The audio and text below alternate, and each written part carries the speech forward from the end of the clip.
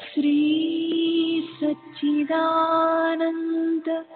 सद्गुरु साईनाथ महाराज की जय। सद्गुरु श्री साईनाथुनि शरद बाबूजी की जय। సాయి వంటి దైవంబు లేడు లేడు, ప్రజలందరి నోట సాయి నామం పలకాలి, సర్వత్రా సాయి రూపం రంజిల్లాలి, ముజ్జగాలు సాయి మహిమతో ముప్పిరిగొనాలి. సాయి పదరవళులు మన హృదయ కుహరంలోని నిశ్శబ్ద నిశీధిలో ప్రతిధ్వనించాలి. ప్రణవనాద వీచికల్లా సాయి జ్ఞాన సౌరభాలు సర్వత్రా వ్యాపించాలి. ఆ సుజ్ఞాన సౌరభాల ఆస్వాదనలో మన మనసులు మత్తెక్కాలి. సాయి ప్రేమామృత ధారలు అంతటా నిరంతరం వర్షించాలి. ఆ ప్రేమామృత ధారలలో తడుస్తూ, ఆ జ్ఞాన సౌరభాల మత్తులో ఆనందంగా నర్తిస్తూ సాయి వంటి దైవంబు లేడోయి లేడోయి అని అందరూ ఏకకంఠంతో గానం చేయాలి. అదే నా ఆశ, ఆశయం, ఆకాంక్ష. అదొక మధుర స్వప్నం. ఆ స్వప్న సాఫల్యం కోసం శ్రీ సాయినాథుని అనన్య ప్రేమతో, ఆర్ద్రతతో ప్రార్థించటమే మనం చేయగలిగింది, చేయవలసింది. శ్రీ బాబూజీ.